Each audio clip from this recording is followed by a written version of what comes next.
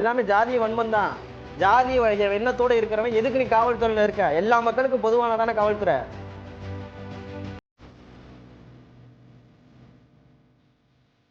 அப்படி நீங்க நீதி நேர்மையா துப்பாக்கி சூடு சுடுறவங்க அதை விட பெரிய குற்றம் மக்களோட வரிப்பணத்துல ஊழல் பண்றவன், மக்களோட வரிப்பணத்துல ஊழல் பண்றவன், கஞ்சா விற்கிறவன், கற்பழிக்கிறவன், இவனெல்லாம் தேடி போய் காவல்துறை சுடுவீங்களா?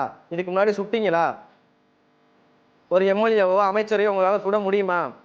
எத்தனை எம்எல்ஏ அமைச்சர்கள் ஊழல் குற்றவாளிகள் அன்னைக்கு இருக்காங்க, உங்களால சுட முடியுமா? ஏன் நீங்க சுடல? ஏன்னா கமிஷன் வாங்கிட்டு கம்முன்னு இருக்கீங்க.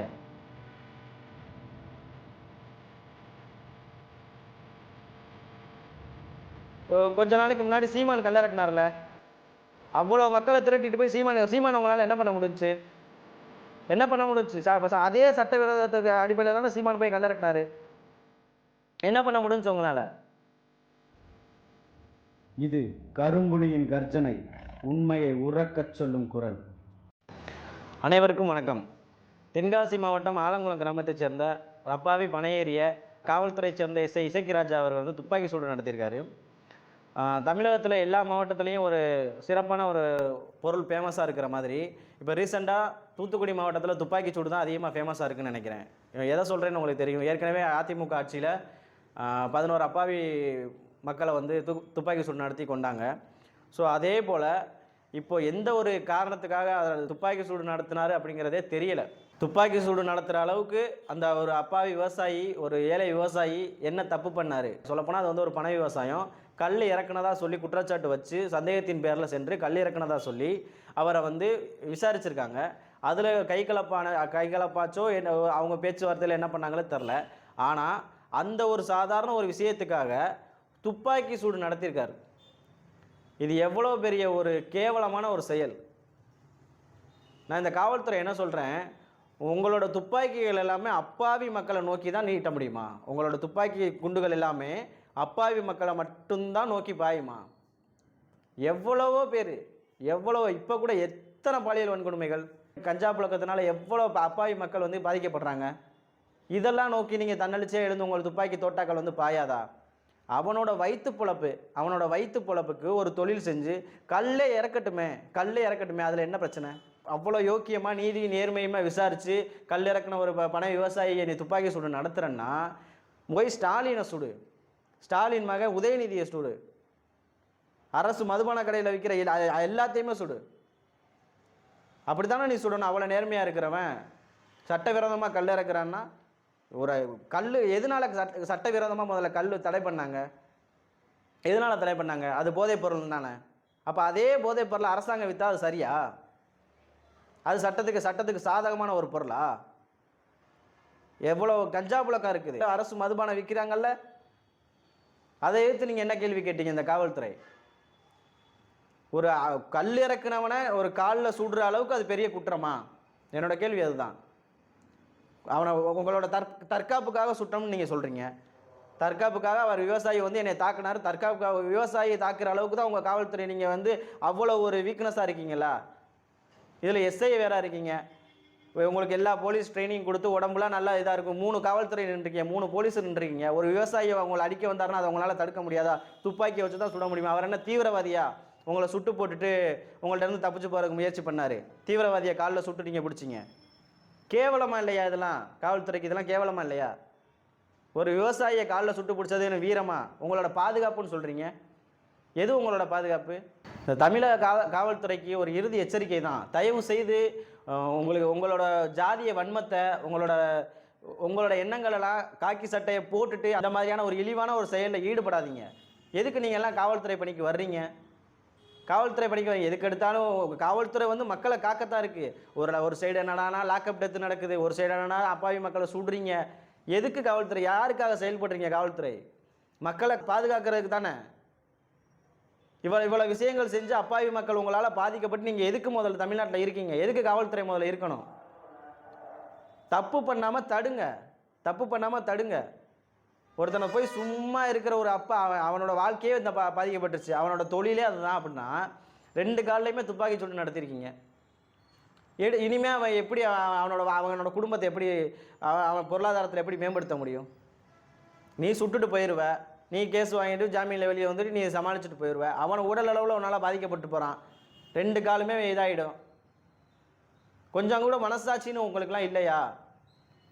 மனசாட்சின்னு ஒன்று இருந்தால் அப்பாவி மக்கள் இந்த மாதிரி எப்படி உங்களுக்கு என்ன முதல்ல வருது? துப்பாக்கி எடுத்து நம்ம நீட்டணும், இவனை சுடணும் அப்படின்னு எல்லாமே ஜாதிய வன்மம் தான். ஜாதிய எண்ணத்தோடு இருக்கிறவன் எதுக்கு நீ காவல்துறையில் இருக்க? எல்லா மக்களுக்கும் பொதுவானதான காவல்துறை. அவன் குடும்பத்தில் உள்ளவங்கள அசிங்கமாக திட்டுற இது என்ன மாதிரியான ஒரு எண்ணம்? என்ன மாதிரியான ஒரு எண்ணம் இது?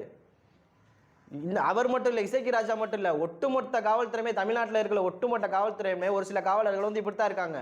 தகாத வார்த்தையில் கம்ப்ளைண்ட் கொடுக்க போனால் ஏதாவது ஒரு சாக்கு சொல்லி ரிஜெக்ட் பண்ணுறது, தகாத வார்த்தைகளை திட்டுறது. இப்படி திட்டினா எப்படி காவல்துறை மீது வந்து மக்களுக்கு நம்பிக்கை வரும்? ஆபாச வார்த்தைகள் பொதுமக்கள் மீது எப்படி நீங்கள் பயன்படுத்துவீங்க? ஆபாச வார்த்தைகள் எதுக்கு நீங்கள் பயன்படுத்துறீங்க? யாராக இருந்தாலுமே கோவம் வரும். பொதுமக்களை நீங்கள் யாராக திட்டினீங்கன்னா யாராக இருந்தாலுமே கோவம் வரும். என் கோவம் வந்து உங்களை எதுவும் பேசக்கூடாது, என் காக்கி சட்டை போட்டிருக்கிறனால தானே உங்களுக்கு அந்த மரியாதை.